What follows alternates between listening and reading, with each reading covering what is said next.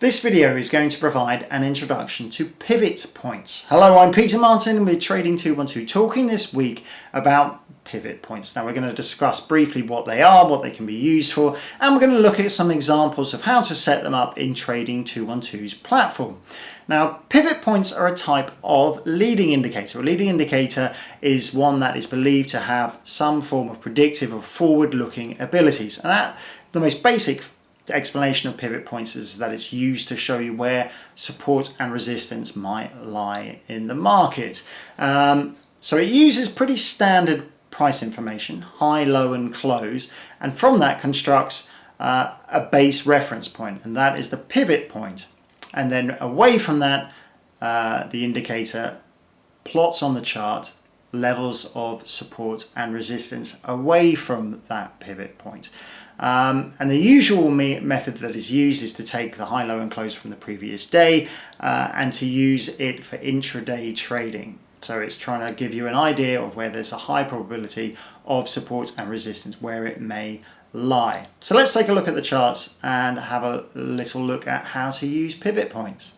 So here is a chart of the US 30, the Dow Jones Index, and it is an hourly chart, and we're zoomed in enough so that we just see a handful of days. The reason I'm zoomed in so much is to make things easier to see, really. As we said, pivot points is a leading indicator, and we're going to be using it to inform our trading on an intraday basis. So really, in terms of informing your decisions, you'd only be needing to look at the current day, but we want a handful of days for this example so that we can see how price interacts with our various support and resistance lines. So let's now mark on the pivot point. So I'm going to right click and select indicators and then other and pivot points, and then we get this dialog box. The most important thing is this time frame. We said that we're going to use the previous day's data in terms of informing our intraday decisions. So I'm going to select day, which will take the high-low close to calculate these lines from the previous day and mark it on our hourly chart. It's going to mark 7 lines. One is the base reference, the blue pivot line. We can change that color from blue if we want. And for any of these lines, we can change the color if we want, or we can increase the thickness. I'm quite happy to keep that thickness at the default 1 because it makes things easier to see when you're plotting lots of different lines on the same chart. And I'm quite happy having blue for my pivot line, green for my 3 different resistance lines, and red for my 3 different support lines. So let's click confirm and plot those pivot points on the chart. Now you can see that it's squished in our candles a little bit because we make a bit of extra room to get all those distant support and resistance lines marked on. First of all, notice how the pivot points remain static through each day. So unlike, for example, a moving average or an oscillator, they aren't changing with each new candle. They stay static using the specific period's data, in this case the previous day's high, low, close data, to calculate these levels. So it only changes from day to day. And so the general idea is that they're going to help shape our expectations for how price might operate through the day. One line of thought is looking at how price moves in reference to this blue pivot line, and that if price is below the pivot line, then it suggests that bearish forces are in control of the market. If it moves above, then it starts to give a more bullish look to the picture. And we can see on this day that I'm looking at here, the 31st of August, how price began below the blue pivot line and then remained below the pivot point for pretty much the whole day. Quite a bearish day. And then we've got our support lines plotted further away and our resistance lines plotted further away. So just giving you an idea about where it thinks support and resistance might be. Now, you might normally try and identify support and resistance by looking at going back through the charts and trying to recognize these levels by the price action that you're seeing. So this is giving you another way of doing it. The pivot point indicator is offering a more systematic approach and then just marking them on the chart.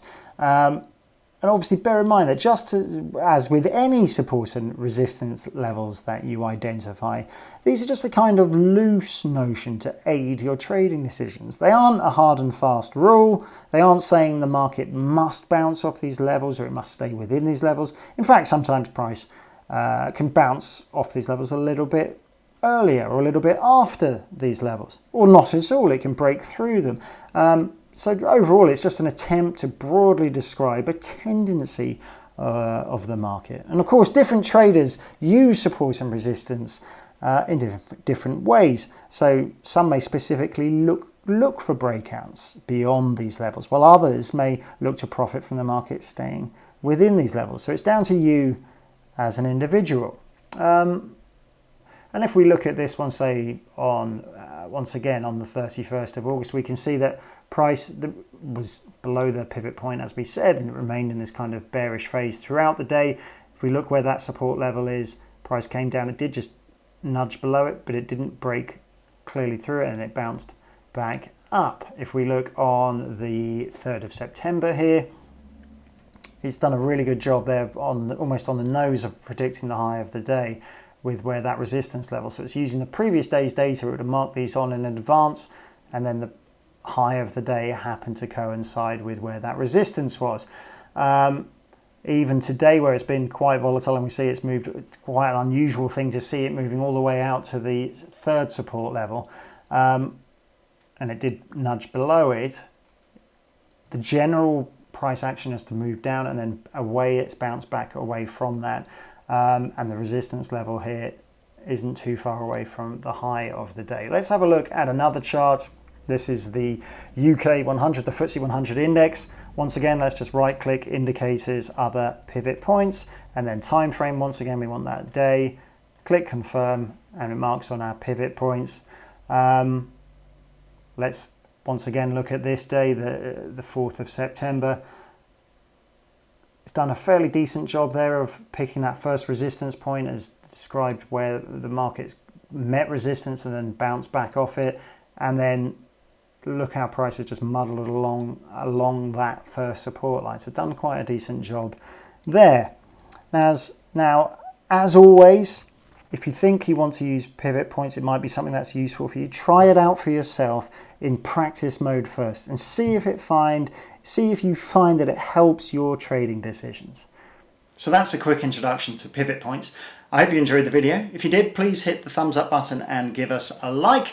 Or if you've got any suggestions for topics you'd like to see us cover in the future, why not send us that suggestion in the comments section? We do read through every message that comes in to us there. Now, as well as these educational videos about trading, we also do videos that cover analysis of popular markets like Euro versus US dollar, gold, and the crude oil market. And the best way to access all those videos is to click the subscribe button and subscribe to our YouTube channel. And because we put out these videos regularly, if you don't want to miss out, you can get a notification by clicking on the alarm bell icon.